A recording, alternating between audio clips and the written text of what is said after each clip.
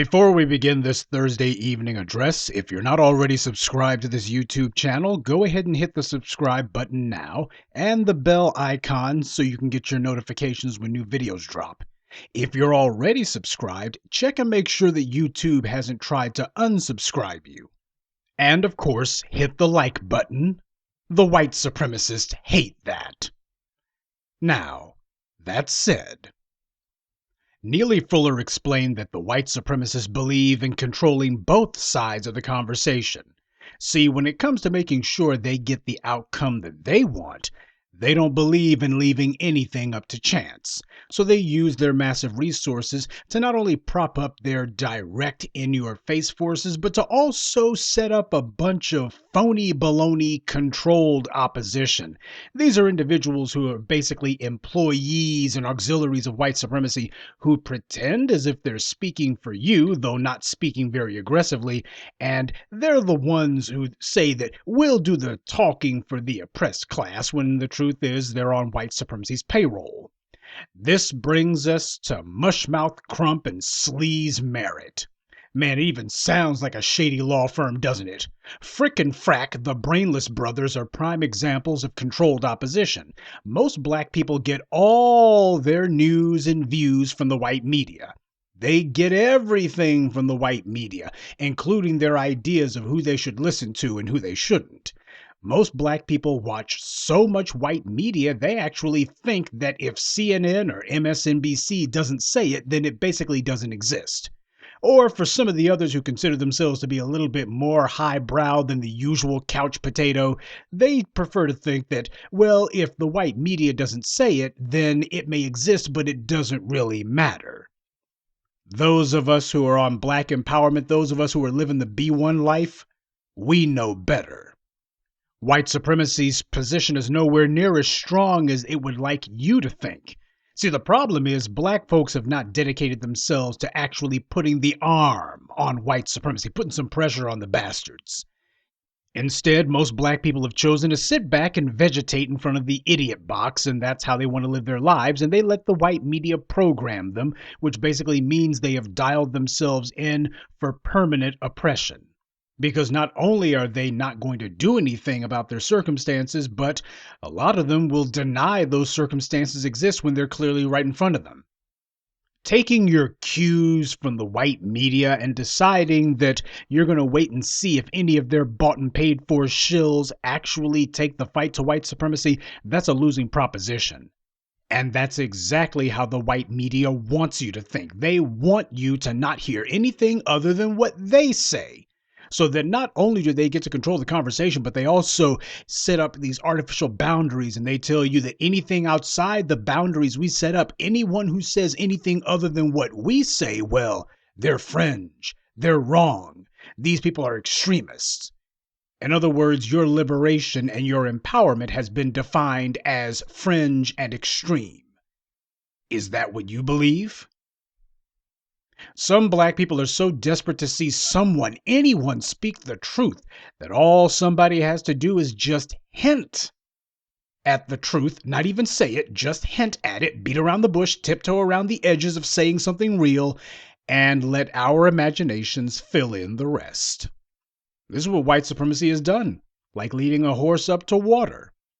They'll dance right up to the line, and you sit here and read all kinds of things into their basically meaningless statements that they didn't actually say.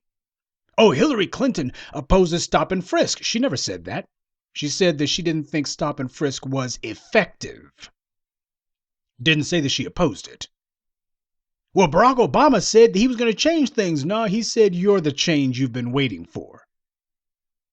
He just used the word and let your imagination take it from there. And this is how you get a bunch of dumb black people start telling themselves total lies about how, well, so-and-so black person over here, they playing a chess move. By the way, has Jay-Z's chess move produced any sort of benefits for black folks? Just asking for a friend. You see, the Democrats, they play that exact same con when it comes to elections. They say empty, meaningless words and phrases meant to trick you into thinking that they're talking about you. minorities, people of color, inner city, disadvantaged communities. But in reality, they're not talking about you at all. They sit here and say these meaningless phrases like economic development, or talking about we need a rising tide lifts all boats, and you're thinking that they're talking about you when they're talking around you. People understand that the institutions of white supremacy ignore their voices while attacking them constantly. So when these massively visible institutions put someone on the television who even remotely seems to be saying what you're thinking, we immediately get carried away and we elevate this person to honorary spokesman status. If we don't do it outright, we at least don't oppose the white media when they try to say, oh, yeah, here's some new civil rights leader or some black leader. Ain't that what they do with D. Ray McKesson? They cherry picked this clown and started calling him a civil rights leader, next generation of civil rights leaders. See, this is how the white media picks and chooses who speaks for us. This is how they arbitrarily decide who our spokespeople are going to be. And that's the reason why you have them greasing the skids for a mushmouth Crump or a sleaze Merritt. You see, it's dangerous when black people are so hideously oversampled when it comes to television viewing. This is a bad thing for a lot of reasons, but the main reason it's so bad is because when you watch TV all day, every day, that begins to become your reality. Your life is confined to whatever is on that television set. And who is it who puts the images and sounds that you see and hear on that television screen? It isn't you. It's not black people at all. It's white supremacists who do it. The propaganda arm of white supremacy, the so-called media. If it's on your TV, it exists as far as you're concerned. And it's valid if it's on TV, and if it's not on that television, well, it doesn't exist and it's not legitimate. So you literally have conditioned yourself not to believe anything unless it's on the media platforms brought to you by your enemy. And you can't even be bothered to listen to a few renegade voices that are out there. Nope, you're going to the official sources of white supremacy. So that's the reason why I spend a lot of time giving links to these articles from the white media, just to show you how wrong they are and just to show you how the propaganda works, how the world they're sitting here playing the con game. I'm trying to deconstruct the white media's lies and teach you to stop trusting it. What I have always told you is that the first clue that you're dealing with a white supremacist tool is if you see some Negro on television and the white media isn't attacking them. If the white media brings them on, but the white media is not undermining them or otherwise attempting to question their legitimacy or authority or their honesty or their authenticity.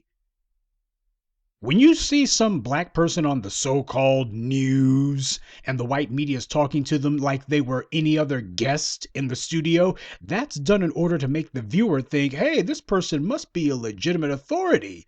Otherwise, the white media would be attacking them because they attack you if what you're saying is kooky and fringe. And if there's something wrong with what you're saying, well, they're not trying to tear this black person down because apparently this black person is inarguable. This black person must be worthy of some undeniable measure of merit. Otherwise, the white media would be going at them. Most of the time when you see a black person on a white media show, they're in the background. They barely speak because nobody wants to talk to them. And if they're doing an interview segment, it's more like an interrogation, and that's deliberate. It's to program the audience, especially black people, that whenever you see a black person on some white TV show, they're legit because white power has approved of them. Otherwise, they wouldn't be there. And this person must be on the level, otherwise the white media would be attacking them.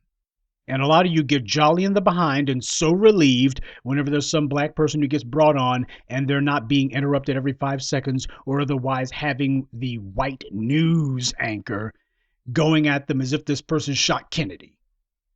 See, the white media understands that it's important that you make sure if there's some black person who's speaking the truth, you got to delegitimize them. You got to question them. You got to make sure that they're treated in a way that gets it across to the audience loud and clear. This is not a responsible voice. Well, what's wrong with them? They're not saying what white supremacy approves of.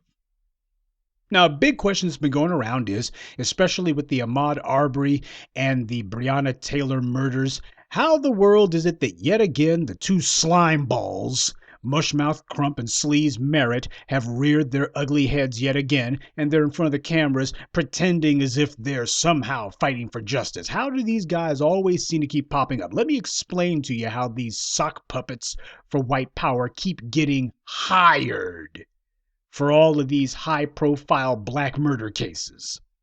First of all, they're not being hired. When you say hired, that implies that the family is paying for their disservices, and they're not. These guys are working pro bono. And these guys are offering their services, by the way. You cannot tell me truthfully that all these families and all these different states are just looking, oh, I won't be satisfied until I got mumble mouth, mush mouth Crump mumbling for me, or until I got Sleaze Merritt sitting here talking like a robot, trying to represent my family. I won't be. No, what happens is these guys offer their services. Well, in that case, then that begs the question, how do these two pitch their incompetent services then? They pitch it like a pimp.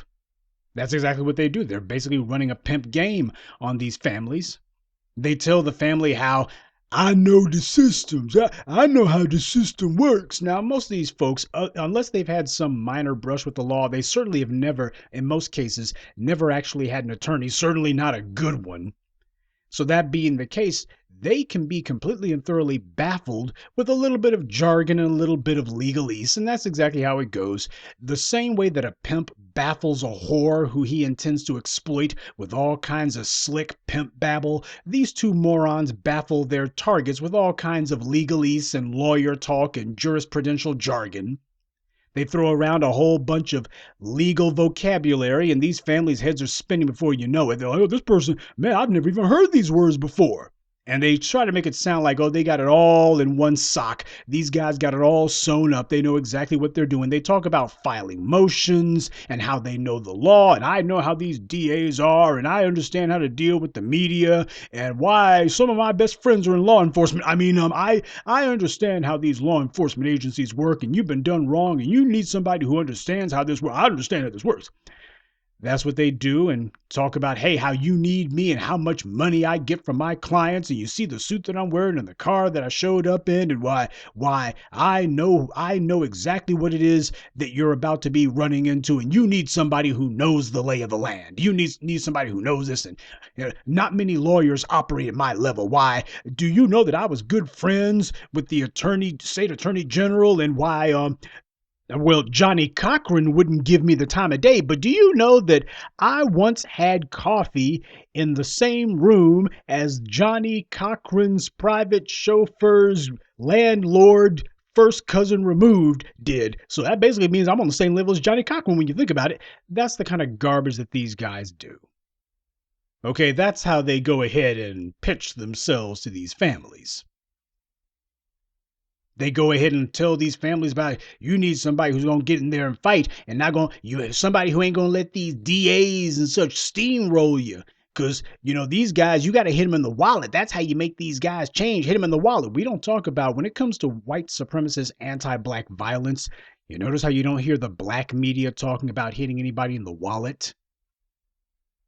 That's literally letting them bribe you with your own money. So you're going to sit here after these animals kill one of your loved ones, and you're going to let them take your own tax money and tell you, here you go, and you better not demand any punishment. No, we talk about punishment. We don't talk about making the bastards pay through the freaking wallet. We make the bastards pay with years of their lives gone. We put them in a cage where they belong. We demand to know why the DA is not pushing for capital punishment, why this is not a capital punishment case. That's how the black media talks, but you never hear Sleaze or Mushmouth talking like that. Because just like the white media's job is to protect and to insulate and run interference for and to make sure that you don't do anything that undermines the enforcement arm of white supremacy, well, that's what you get from Sleaze and Mushmouth. They're interested in making sure that, well, whatever happens, we can't be having it where all of these white supremacist thugs with badges start going to prison and these guys spend the rest of their lives in a cage, or better yet, you got a DA who successfully gets them prosecuted for a capital offense, and that being the case, now they're waiting for their appointment with that needle. No, we can't. We can't be doing that. So Mushmouth and Sleaze come along and tell these families, I ain't going to let these DAs steamroll. You need somebody who can keep these DAs in their place. And then Crump and Sleaze proceed to sit on their hands while the DAs and the police and the judges and the white media pull the old race killer walk scot-free routine. But since so many black people have given up on ever being empowered, they've instead chosen to be reduced to living vicariously through black people they see on television. Worse, black people are desperate to escape from the oppression of being black under white supremacy, so most of us are addicted to escapist entertainment. This is part of the reason why I have no patience for two groups of black people in particular. Black sports fans and black nerds. I have no patience for either one of them. Because in both cases, you got some fools who are just irretrievably, willfully drowning themselves in white supremacist media. And these guys have already convinced themselves that they got friends in places where they don't. And they're trying to hold on to either their favorite comic book, movie, TV show, toy line, whatever, or they're holding out for the next season of the NFL or the NBA. And by the way, the same thing goes for black folks who watch a whole lot of dramatic television and such. They get wrapped up in these white media fairy tales and such. So if you're some black person who spends more time trying to escape from reality than changing reality, you do not have a friend in Professor Black Truth. This is why black folks are so obsessed with athletes and singers and actors. It's why we know everything about the Final Four. We know everything about Tyler Perry movies. We know everything about Game of Thrones or Marvel movies, but we don't know a damn thing about real estate, investing, or protecting ourselves from white supremacist attacks. And since we watch so much TV, we're trying to live inside the make-believe worlds that the white supremacist media presents to us. We think that everything the white media shows us is, on some level, basically real in our minds, if nowhere else. So when we see some black shyster on the idiot box, we think he must be good, otherwise these good white networks would not have put him on. I mean, you don't see them attacking the guy. Why, they're talking to him almost sympathetically. They're certainly not questioning why it is that he can't seem to get any of these white supremacists with badges put behind bars, why his clients never get to see the people who murdered their loved ones put away, and he never questions the talking points that the white media presents. They never question it. They never say, hey, this guy didn't go to this thug with a badge never went to prison. That's wrong. He should have gone to prison. Instead, it's, oh, how sad, how unfortunate, a life was lost, sounding just like all these white politicians and such, talking empty, meaningless claptrap about justice and the process, never saying that justice was denied here, never saying there is a murderer on the loose, a killer on the loose, and that nobody's going to be safe as long as this guy is on the loose and needs to be in a cage. They don't talk like that, and they're not going to. Their job is to uphold and perpetuate the status quo, not to say that there's actually something wrong with it, and damn sure not to be on a jihad to change it. I would love to say that Sleaze and Mushmouth have been deceiving black folks, but the truth of the matter is you can't deceive somebody when they're already 9 toes in the middle of Lake Denial. Sad as it is to say, most black folks do indeed have a Willie Lynch chip, and that damn thing can't be removed. They understand, even if only instinctively, that you can't go offending the white supremacists, not if you're trying to get them to break you off with a little bit of cash. Most of these black folks whose loved ones were killed, they've already made their peace with the idea of, well, this is about cashing in at this point. Talk about blood money. So they shy away from the Johnny Cochran type of lawyer. You know, somebody who's going to be out there saying white supremacy and calling racism out boldly in people's faces. Because these same black people, these folks, they're terrified to call out racism in their own lives. The reason why the mamby-pamby, mush-mouth, sleaze merit types appeal to a certain type of Negro is because when they hear these guys tiptoeing and doing around racism and doing everything they can not to say white supremacy, everything they can not to have to call it like it really is and not really going in, they're looking and going good because it make me uncomfortable when people do's that. Let's just be honest about it. Too many of these black people who you see on TV whose loved ones were killed, they're cowards. So they prefer a lawyer who's just as cowardly as they are. Some mealy-mouthed deferential fool who refuses to come up the middle, and he's going to sit there and make it, well, we can't be offending these white supremacists because I'm expecting to try to get some money out of them. Sleaze and mushmouth see that. They can see when you got some idiot or a pack of idiots who are ripe for a fall and who are clearly looking to get some money from white supremacy. And they tell them, well, you're going to mess that money up if you get out here saying white supremacy. Why? You can't be riling up the Negroes on the street. That's just going to make these good white folks dig in their heels. On the other hand, if you got some black folks who are like, to hell with the doggone money. I don't want their freaking money because it's my tax dollars anyway. I want these animals in a cage. All of a sudden, Sleaze Mayor's going to be like, well, we can't be coming off angry's nows. See, there's something wrong with black folks who are claiming they want justice, and yet they and their legal representative will go out of their way to tiptoe around the issue. And they're trying not to ruffle any feathers. Well, not the white feathers, at least. What happened with Eric Garner and the way that his widow decided that she was going to disrespect him in death, calling the guy slow and calling him kind of dumb, that's a damn disgrace what she did. Inexcusable. And the same thing happened with Sean Reed. So there seem to be a lot of black folks who they're much more interested in not offending the white supremacists than they are in fighting the white supremacists. But you know, that's not even the worst of it. You have most black folks who are so desperate for attention to be the most watched Negro on the plantation, I suppose, that you don't even have to win a case for them. That's the reason why Sleaze and Mushmouth don't feel much pressure to have to produce. Why should they? It's not as if these families are it's not as if a lot of these families necessarily are bothered by whether or not you get the bag for them. For the ones who are trying to get the bag, they're really, if they can't get the bag, at least they got what they wanted when they got on TV. They see Sleaze and Mushmouth and they think, I'm going to be on TV. And since to black people, attention's more valuable than gold, this is why no matter how many cases these fools fail to produce results in, Sleaze and Crump still have a ready supply of grieving black families who will gladly let these two clowns represent them anyway. You see, to you and me, we look and go, these white supremacists have to be in a cage. If you cannot help facilitate putting these bastards behind bars, then I can't fool with you. That's how you and I think.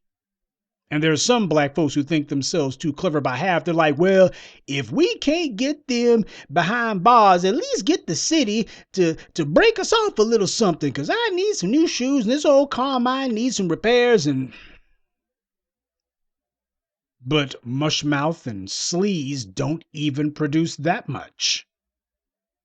These guys get you to bite your tongue. Well, I shouldn't say bite their tongues, but these guys get you to feel better about being moral cowards.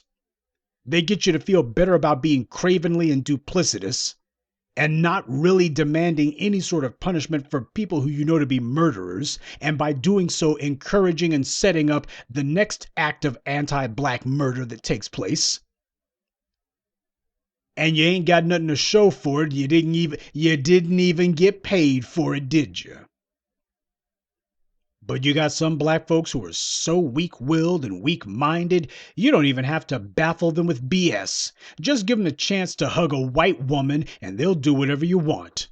In the case of Botham Jean, you had a black man and a black woman who both were just too jolly in the behind to embrace a woman who they knew to be a racist murderer. Why, if I just get the chance to hugs me a white person, I'll gladly see my whole family get slaughtered. Can you imagine that? You got this person who just gunned down your own brother. And here you are. If I can just give her a hug. I'm not sure what to make of that. Is it because you had so much contempt for your own flesh and blood, or is it because you love these white supremacists so much they can gun down your family in front of them, and instead of you avenging your murdered loved ones, well, I shouldn't say loved ones, instead of you avenging your murdered kin, you instead go, can I give this white supremacist a hug? Why the hell didn't you just thank her while you were at it? Notice the complete lack of outrage on the part of Sleaze and Crump, who, by the way, both of those fools, they were tag teaming the Jean family. Both of them were involved in that one, so you know they were just as happy as all get out. They were happy as a bootlick at a local bakery when the butter biscuits came fresh out the oven. That's how those two idiots were. Because they knew that they did their job well on that one. Oh, we got this family to sit here and hug them, and so we set a new low bar for bootlicking now, didn't we? Yeah, we sure did. That's what Mushmouth and Sleaze were saying to each other, high-fiving each other, no doubt. So while Sleaze and Crump are running game on gullible black folks, it doesn't help that you got so many black people who are predisposed to go along with this garbage. These two scumbag shysters, they don't give a two-bit damn about the black collective. And the problem is too many of these grieving families, they don't either. It just goes to show the magnitude of the job that the black collective, especially the black media, still has ahead of us to take control of the social discourse within our community. This is why calling out off-code behavior is so important. This is the reason why we bang that drum all the time, because the truth of the matter is, unless you actually establish rules of the road and make it where there's a dedicated group of black people who say, whoa, this is what we do not do, then what happens is anything goes.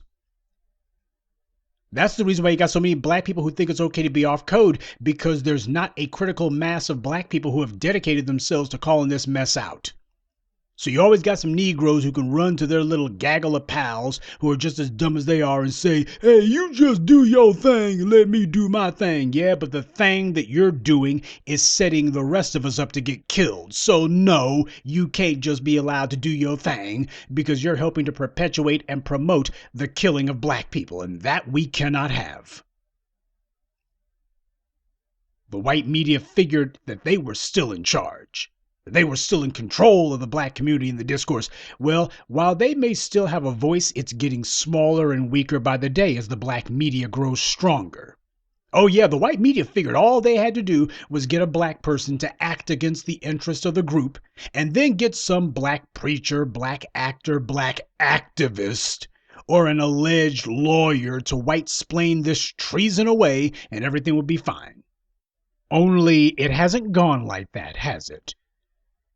Because for the last decade now, and especially the last few years as we've achieved critical mass, there's been this group of black voices out there telling our people the right way to go and pointing out the media lies and saying, hold on, this is off code and this cannot be allowed. And this behavior that we're seeing from some black folks, this hasn't been spontaneous. This has all been planned out, orchestrated, and promoted by our enemies. You had some black folks out there telling our people that all these ridiculous asinine displays of black people giving a pass to race killers, this hasn't been coming from the black community. Hell, it hasn't been coming from these dumb Negroes who have been doing it. All of this has been set up by our enemies. And no, it is not okay to play along with white supremacy's genocidal game. See, the job of these bootlicking Negroes who white supremacy keeps parachuting in from one case to another, their job was to try to help white supremacy break the will of the black public. Remember how I always tell you that under white supremacy, they believe in subjecting black people to a daily breaking process. Every day is just a repetition of the same breaking process, because you can't keep a person enslaved forever unless you have broken their will every single day. Every single day, you got to go ahead and break that will all over again. Every single day.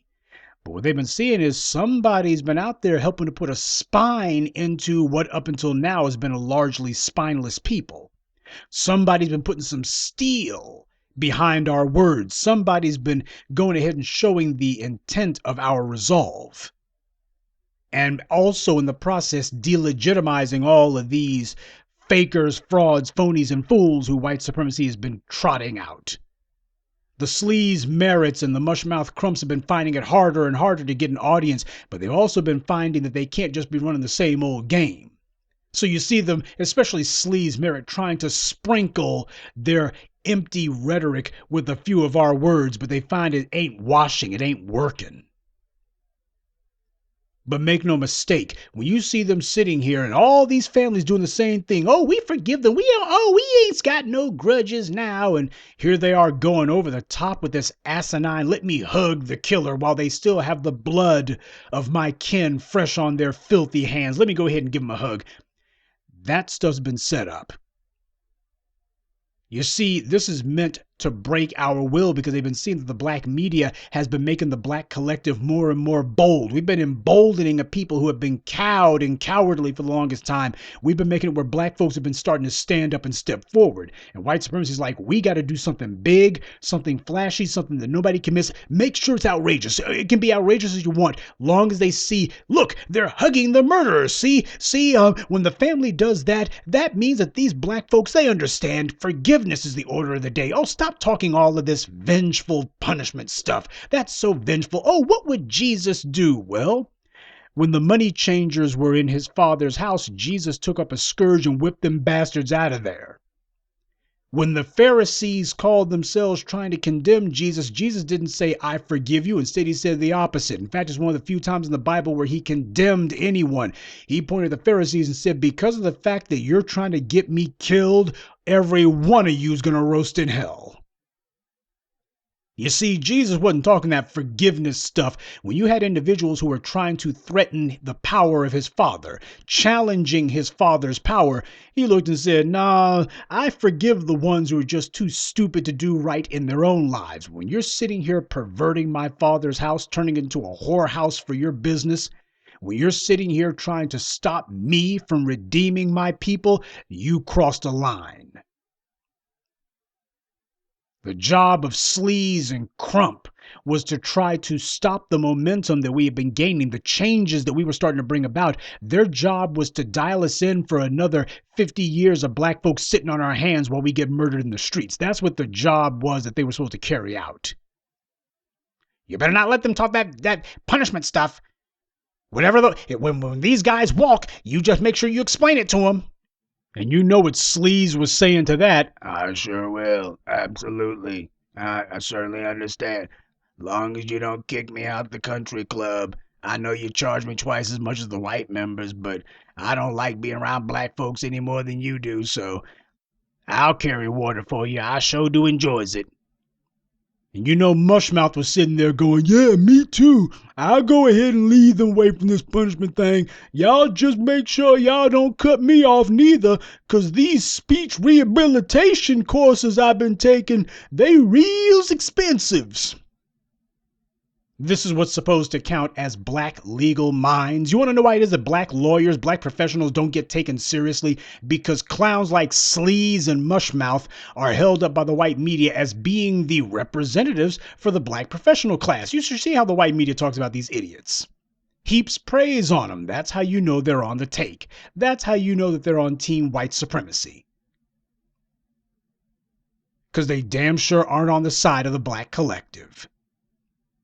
The job of Sleaze and Crump was to show us one failed attempt for justice through the courts after the next. That was their job. To present a show, like a TV show.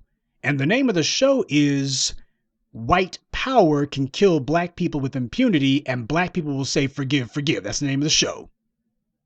White power kills you, and you forgive them, and they walk out of the courtroom. Basically, you're rewarding them for murder. And of course, you got the black families giving their blessings to these continual failures to punish murderers.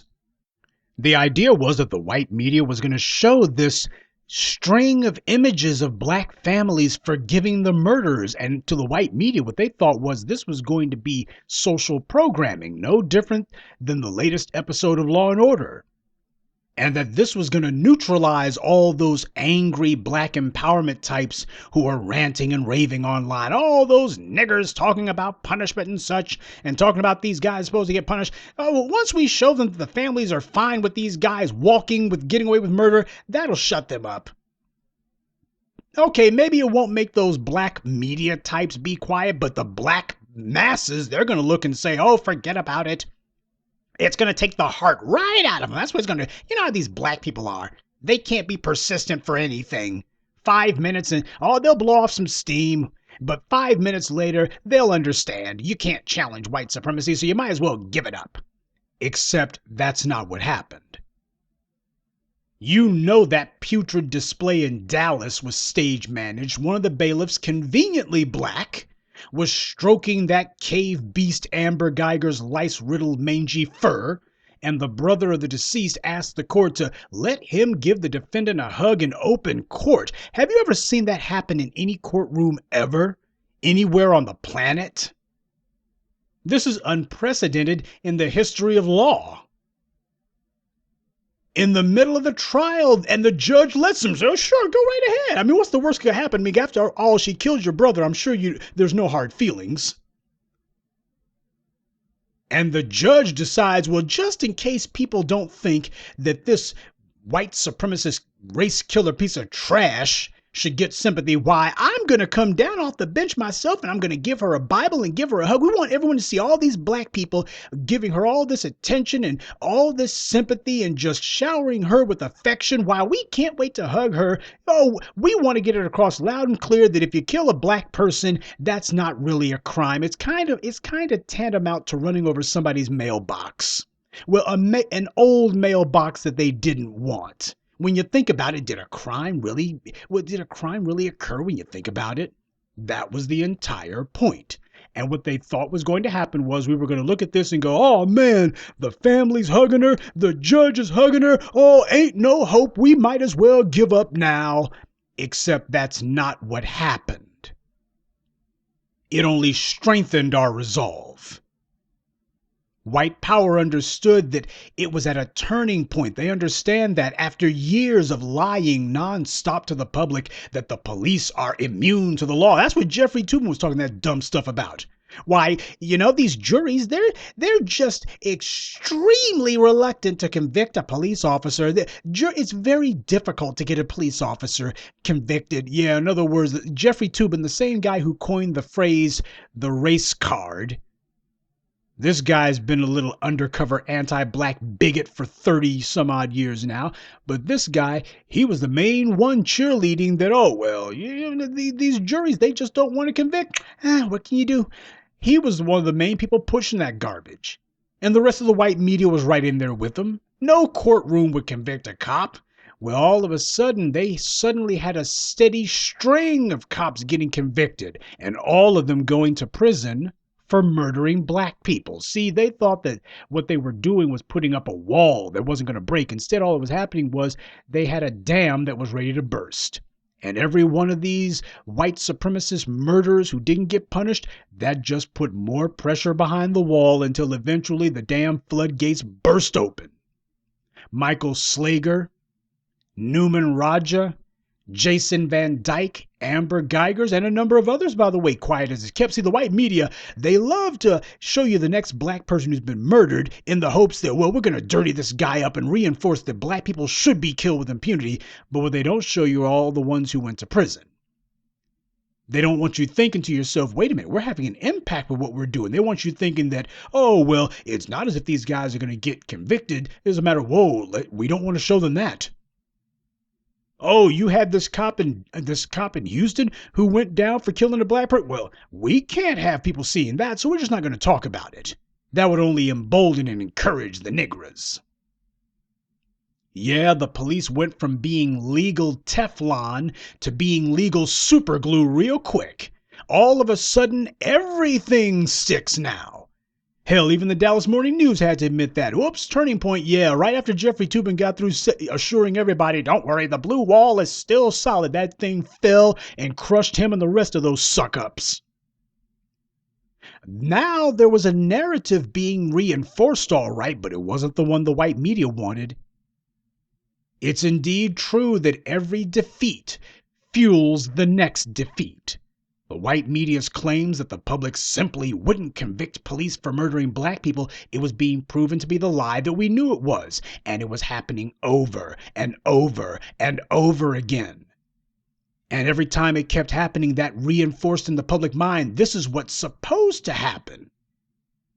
If the white media didn't get some sort of change of dramatic one quick, then they knew that what would solidify in the public mind, what would be indelibly etched into the public psyche, is an expectation that whenever some white supremacist thug with a badge kills a black person, that thug's supposed to go to prison. And ain't supposed to be no mamby-pamby 5 years. You're supposed to be doing 25 to life. That is, assuming that the DA cannot have pressure put on him to go for the proper charge, which is capital punishment. You sit here and call yourself taking the life of an unarmed black person, you're supposed to be having a date with the gas chamber. Simple as that. So the white media, they realized that they had to do something big, something flashy. They had to get the public back on board, starting with black people. But that meant you'd have to break the will of the black people, because now that the black folks are seeing, hey, it can be done. These white supremacists can be put in prison. Oh, okay, maybe they're not getting the prison terms that they should, but the point is we keep pushing and they will. We can have an impact on things. We don't have to be sitting here just taking these shots all day. We can give some back. We can punish the bastards. Oh, the white media looked and said, we have got to demoralize the black community on that. We have got to demoralize them. We got to find a way to take the heart right out of them. And what could be more demoralizing than seeing the families who these black people are calling themselves speaking up for, seeing them embracing their murderers? See why even the families aren't on the side of punishment. They're not on the side of all you angry Negroes. So don't you think you're in the wrong? No, we don't. We know the white media is trying to find a way to leapfrog the influence of the black media. White power needed to take the will to fight right out of us. And I'm sure they looked and said, this will be easy enough, because after all, black folks aren't persistent for anything, and it doesn't take much to demoralize them. Yeah, except the black community is starting to listen to the new voices of the black media. And this color, black, doesn't run. And when it comes down to it, we've been out here for 13 years and counting now. We understand what it means to be persistent. We understand what it means to spend years trying to see a small change occur, because that's how you get the big changes to happen. So we saw right through the white media's ploy that what they wanted to do in order to demoralize the black community so that we would stop fighting all of these anti-black race killings, well, you gotta set up some sort of display. Make it seem as if it's coming from black people themselves. Make it seem like there's opposition to the push for punishment. The black community is not even in agreement on that. And, well, we need it to seem to be coming from the families of the deceased and get them to toe the line for the white supremacists and say that, well, these guys, why, we hope that this person's free one day, and we're sure that they didn't mean anything. Yeah, get the families of the deceased to be talking just like the white supremacists. Why? What could be more demoralizing than that? And what they realize is that trick won't work. With the murder of Ahmaud Arbery, Sleaze Merrick came slithering in, and the family of the deceased began to talk a little more intelligently than the family of Botham Jean did. But you notice how I haven't been given the full court press to Ahmaud Arbery, and the reason why is his family's doing some one and done. Okay, they said lynching once. They said it was about race once, and then after that you ain't heard or seen from him since. I'm sorry, but lip service, especially weak lip service like that, the only thing weak lip service is going to get from me is going to be weak support. If I see a non-stop aggressive drumbeat of white supremacy and racism from the Ahmaud Arbery family, then you can see Professor Black Truth out there banging the drum. But the thing about it is, they're going to get the occasional mention in passing, but not much more than that. if they don't seem to really be convicted in their hearts that this is about white supremacy and they want everyone to know this, our son, our brother was a human sacrifice to white supremacy, and that we cannot stop until these white supremacist racists are all in a cage, if the family ain't worked up about it, then neither am I. But don't go kidding yourself. The only reason that the Arbery family even said that is because Sleaze told them to, and we know that because now he's trying to talk like some courtroom tough guy. He's he's speaking a little bit differently too, because we haven't heard this kind of talk from him before, but we're hearing it now, aren't we? But let me tell you something, Sleaze, you're not fooling anybody. Yeah, we beat him like a piñata for his multiple derailings of justice in the past. He's been the one making sure to stand over the shoulders of the families and make sure they say, forgive, forgive, forgive. And don't go kidding yourself. Sleaze and Crump have been coaching their clients on what to say, telling them how to respond to the media, telling them that they don't want to make the white authorities angry by stoking public rage. Why, you need to help calm the public down. Yeah, you don't want to come off as angry Negroes. The city won't want to pay you anything if you don't help them have cover. Help them to keep public peace. The white media wouldn't like that. Yeah, just let us do the talking. It'll be all right. But with Botham Jean, they see that they reached a turning point. They failed with that one because of the efforts of the black grassroots.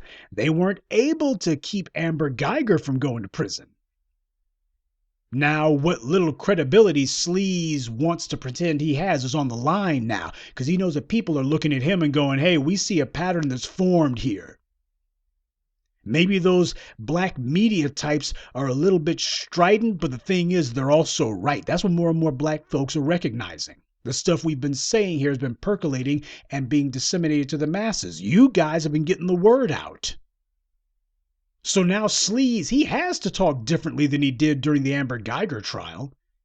He's trying to use a little, very little, of our verbiage, but it's not going to work. But even so, he's had to change his rhetoric. He can't just keep doing like he's always done, so we've already made him bend his stiff neck already. And that's a big defeat for him right then and there. He can't talk the way that he's been talking, and he can't have his clients doing it either. All that forgive, forgive talk, all of a sudden, we ain't hearing that this time around. Because he knows that talk won't fly. Oh, he understands that he overplayed his hand. And that being the case, well, now he's got to go ahead and use a few of our words. You see, we didn't change our tune. Sleaze had to change his. The black media was able to link those two by name to the repeated failures to convict these race killers and to the shameful behavior of the families of the victims.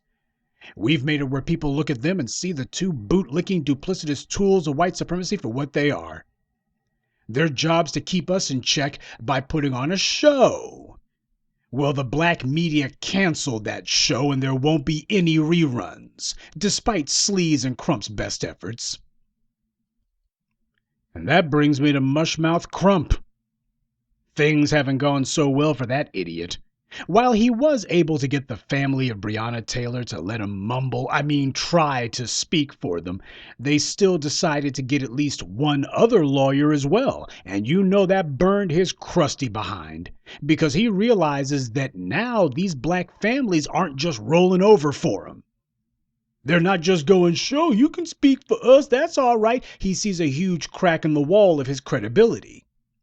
Now you got a situation where you got a family demanding that he has to have a chaperone. He's got to have some adult supervision this time around. Clearly, he doesn't enjoy the level of blind trust that he thought the white media had bestowed on him. Oh, he just thought the black folks will trust him and they'll do whatever he wants because he was on TV. He ain't produced a damn thing, but he was on TV. And perhaps there were some black folks who did that, but that's not flying the way that it used to. Even if a family does let him pro bono his way into the proceedings, they're now no longer satisfied to just let him work alone. They're like, nah, you got to have somebody else to work with you. We can't be having you out here by yourself. He figured because he was on TV, that's all he needed. And perhaps for a time it was, but it doesn't seem to be working so well anymore, is it? And he realizes that if he's losing his influence, he's also losing his usefulness to white power, too. Now, I don't know what Breonna Taylor's family was thinking letting this clown represent them, even if only as co-counsel, but they were wrong to do so. And this affects my ability to be able to support whatever it is that they're doing in court, because I'm looking and going, nah, this lawyer you got, this guy has worked against the interests of black people too damn many times. Though it says a lot that the family of Breonna's boyfriend, Kenneth Walker, didn't let Mushmouth call himself representing them. You see, they had enough sense to get a real lawyer, and they set up a GoFundMe for his legal defense, which is already closing in on $250,000 in donations, by the way, which he's going to be needing because the state's going to be trying to throw every trick they can at him. They're going to try to bury him under a whole lot of phony baloney talk, and they're going to try to lie their way, because they've been getting away with it for the longest time. I in particular like the fact that I believe it's his sister who set up the GoFundMe. She made sure to use the word resources when talking about the money that he was going to need, saying he's going to need resources, and she used that term more than once. Now, I'm not saying that she necessarily got that from us, but she's saying, in my opinion, the right kind of things. So unless I see some sort of dramatic failure that makes it where I just look and go, oh my God, what the hell just happened? Yes, even without them giving a nod to the black media, they don't have to. As long as they get the job done, this ain't about credit. This is about effectiveness. This isn't about who gets the credit. This is about who can get the results. And you know, by the way, with $250,000 having been raised so quickly, you know that Mushmouth's looking at that money and he's thinking, that's supposed to be mines. That could have been mines. I could have made it where these guys walk and I would have got paid for its twos. But more than the money, he realizes that the public, the black community, is on to him, and that people will donate large amounts of money to a legal fund so long as he isn't the counsel of record. He understands that now. Long as his name ain't the one listed as the lawyer, man, you can get a real bout of public support. You can get a lot of public money for a legal fund, long as you don't see these two fools associated with it. In light of this, though, Crump decided that he would lash out the other day. And he said, or rather he mumbled, they're killing our sisters just like they're killing our brothers. But for whatever reason, we have not given our sisters the same attention that we have given to Trayvon Martin, Michael Brown, Stephon Clark, Terrence Crutcher, Alton Sterling, Philandro Castile, Eric Garner, Laquan McDonald. Breonna's name should be known by everybody in America who said those other names, because she was in her own home doing absolutely nothing's wrongs. Did you see what he did there? First of all, you can tell Crump is slow in more ways than one. Where the hell was Mushmouth at when the black media were the only ones speaking up for Renisha McBride? Or Rakia Boyd? Or Ayanna Jones? Jason Black made a personal crusade out of keeping Ayanna Jones's name in the black collective's mind. Where the hell was Mushmouth at when Sandra Bland was murdered? How about Charlena Lyles, a pregnant mother murdered and forgotten by the white media, and apparently also forgotten by Mushmouth too? How about Matrice Richardson? You know, at least Kamala Harris at least was able to pretend to care about her for a hot minute, until she got enough black support to make it to the Senate. Then she forgot all about Matrice Richardson. Well, that's better than Mushmouth Crump. He never bothered to think about her to begin with. When the serial rapist Daniel Holtzclaw was on trial for violating dozens of black women, the black media was detailing his crimes. Where was Mushmouth Crump at? While KRS-Two, Tarana Burke, was deliberately ignoring the rapacious crimes Harvey Weinstein carried out against black women, the black media was telling those women's stories. Mushmouth Crump was not. When the California Highway Patrol was beating black grandmothers on the highway in full view of hundreds of motorists, the black media was talking about it. Mushmouth was not.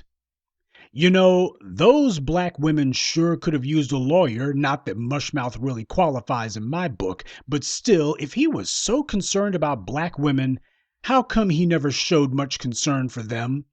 And you want to know somebody else who Mushmouth wasn't showing all that much concern about? A Tatiana Jefferson.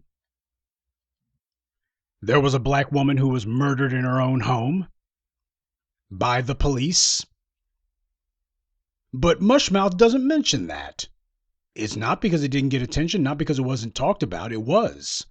But who was the representative for Tatiana Jefferson's family, at least her mother's side of the family? Who was the lawyer representing them? Oh, that's right. Sleaze Merritt.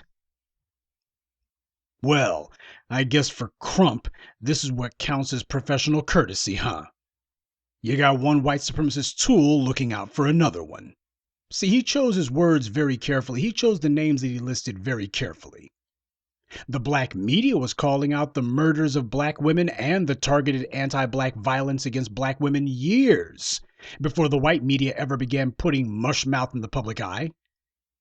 So when he claims that nobody cares about black women who are killed or harmed, he's right. He doesn't talk about it. He certainly doesn't care unless the family's given him a chance to mumble his unthinking gibberish before the cameras. That unintelligible moron, he doesn't give a damn about black women, not because I say so, but because he said so, or rather because he didn't say so.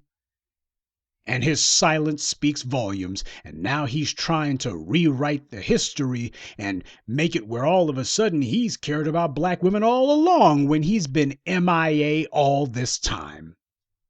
And that brings me to the second reason that his comments are so reprehensible. He's using talking points derived from the Black Feminut playbook. And as we all know, the black feminists are sock puppets for white feminists, who are nothing other than the female arm of white supremacy, repeating every line that the white feminists told them to say. This is what gender warring, divide and conquer mess that Crump was talking. Both Kenneth Walker and Breonna Taylor were in the same room the night she was murdered. And it was only by the grace of God that Kenneth Walker didn't die that night, too. Why would anyone try to draw any sort of distinction between the two? Why would you use a dead black woman as nothing more than a rhetorical football meant to drive a wedge between the black community at a time like this? Why would anyone try to play some asinine gender war game at a time like this? Well, Mushmouth Crump did. And why did he do it? I think the reason is blatantly obvious. Because the Walker family damaged his credibility and what he thought of as his little undeniable influence. They didn't retain my services. I don't know what's wrong with them. Why is it that we don't talk about these black women? What about the black man who's being railroaded here? Well, that's kind of a sad thing, you know. Making false claims that black women are ignored while black men aren't, that's more of that asinine Alice Walker, Toni Morrison, Angela Davis crap. That's more of that black male privilege BS. And we all know that line of rhetoric came straight from the white supremacists. You see, the white supremacists understand what's really going on here. They're desperate to drive wedges between the black community, and since the 60s, gender warring has been a reliable tactic to use because it worked. So Crump's using the tried and true white supremacist playbook. Black people have to be united at a time like this, but Crump, he's trying to divide black people, and he's using one of the most perverted and putrid tactics to do it. The Louisville Death Squad tried to murder both a black woman and a black man that night. They succeeded only by chance with Breonna Taylor, but that could have just as easily have been Kenneth Walker who was murdered. And had Kenneth Walker not acted to defend himself and to defend the woman who he didn't know was already dead, he would certainly be dead as well now. Now here's something to think about, family. If the relatives of Kenneth Walker had been stupid enough to actually hire Mushmouth Crump, if they actually let him be their representative, do you think he'd be sitting there saying, how come we don't focus on the black women who were killed? If they said, oh, we want you to represent us for some sort of, to represent him in court, and we got this GoFundMe that's got over $200,000 in it for your legal services, do you think that he'd be talking that gender divide crap right now if they had hired him? Because as I recall it, wasn't it Benjamin Crump who represented the family of Trayvon Martin? And didn't he represent the family of Michael Brown? And didn't Mushmouth Crump represent Terrence Crutcher and Botham Jean's family arm in arm with Sleaze? Wasn't that monosyllabic jackass the one who couldn't wait to jump in front of the cameras and tell the world that he was representing the families of all those dead black men? Now, where the hell was all of his concern for we ain't focusing enough on black women? Where was that kind of talk at then? Not once during all those media con jobs he was running did he bring up that, oh, why, there's so many black women who are being overlooked. He didn't bring that up then. And it wasn't like he only represented one dead black man. He represented most of the ones that have been in the media that you've been hearing about. Yeah, he wasn't very concerned then, now was he? But because the family of Kenneth Walker doesn't hire his raggedy, incompetent behind, he lashes out. And he's deliberately trying to split the black community at this crucial moment, and to do it along lines of gender. You want to know why? Because his white supremacist masters were telling him he better find a way to get the family of Kenneth Walker to put him on the payroll, or at the very least, you need to be the one speaking for those guys. I sure do's. That's right, Mushmouth. You better speak for them. Because there's a problem. This case is a real problem. You saw what that Judge Stevens did, don't you? Yeah, I sure did. That was a real problem. What's happening here? This is a real problem. This is exactly the kind of example that we don't want being set. We have to make sure everybody understands whenever a black man's accused of something, that's it. You're going to be in prison pending your conviction. You're going to be incarcerated until we go ahead and formally say that we're putting you away for life or for death if we can manage it. But now this guy, the judge decided to give him bail, and it's that Olu Stevens guy. You've had tons of problems out of him, and now he's got a legal defense, and you better make sure that you're the one that they hire. You better get in there. We got to control both sides of this discussion. And the cops say that he was shooting at them. Oh, you better make sure that you're the one who represents them, because we do not want this kind of thing to become habit forming. So you better make sure you get in there. They need Kenneth Walker to go to prison. And considering Mushmouth Crump's track record, that would have been guaranteed if the family had retained him as counsel, but they didn't. At this moment, the administrative arm of white supremacy understands the Walker trial is going to be a watershed event potentially, because it's taking place at a critical moment. So far, there's been a string of racist cops going to prison, but there's another side of this whole anti-black war that's been taking place that nobody talks about. Consider this. What if Walter Scott had been ready to defend his life the day that Michael Slager murdered him? What if Walter Scott had been able to defend his life against that race killer? What if the night Amber Geiger barged into Botham Jean's apartment to kill him? What if it had been Kenneth Walker who had been there, ready to defend himself the way that he did in Louisville? What if when Daniel Holtzclaw attempted to rape yet another black woman, what if one of those sisters had been ready to protect themselves? See, for white supremacy, race soldiers being punished for their attacks, but prison time, that's not the worst case scenario. The worst case scenario is if black people are ready to stop these race soldiers from harming them in the first place. For white supremacy, that's the worst case scenario. So for the administrative arm of white supremacy, for the enforcement arm of white supremacy, Walter Scott's got to go down. This guy has got to go to prison. They have to put him away. Now, they've been trying to smear him and destroy his image in the public eye, but they don't have anything to work with. No criminal record, no drug arrest, no anything. So it's a matter of, well, maybe we can smear him by innuendo. Yeah, but that ain't working, is it? Up until now, with the hyper aggressive help of the white media, the enforcement arm of white supremacy has been able to promote a total lie. That if they accuse you of harming a police officer, then that means you automatically go to prison for life. That's automatic. There's no such thing as self-defense if it's a thug with a badge attempting to kill, rape, or assault you. You can't make a self-defense claim then. It's illegal. Or at the very least, they've made it de facto illegal. Why, there's no court where that'll hold up. Well, why not? Well, we've conditioned the juries that they're going to listen to us and they won't even hear anything. Well, what about extenuating circumstances? What about mitigating circumstances? Not with this. If we say you're wrong, then you're going up the river, buddy. That's all there is to it. It's automatic. And since the white media never questions the police, no matter how egregious their behavior, an accusation from them has been a guaranteed life sentence. If Botham Jean had been ready to defend himself the night Amber Geiger barged into his apartment to murder him, he would have had every right to defend his life. If Walter Scott had been ready to defend his life the day that Michael Slager took his life, he would have had every right. Just like Kenneth Walker had every right to defend his life and that of Breonna Taylor.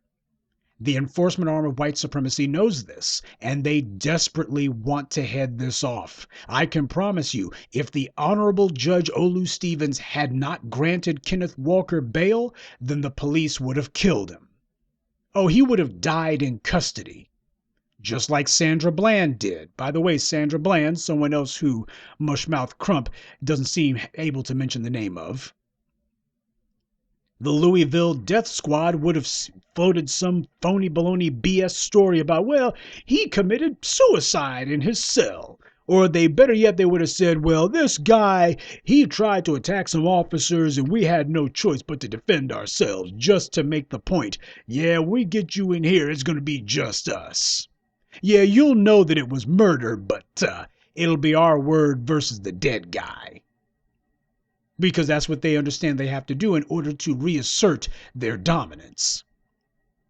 It's not enough for them just to kill a black person. It has to be a matter of, yeah, it was murder. Everybody knows it was murder, but you also know you can't do anything about it. Well, that wasn't allowed to happen this time, thanks to the Honorable Judge Olu Stevens.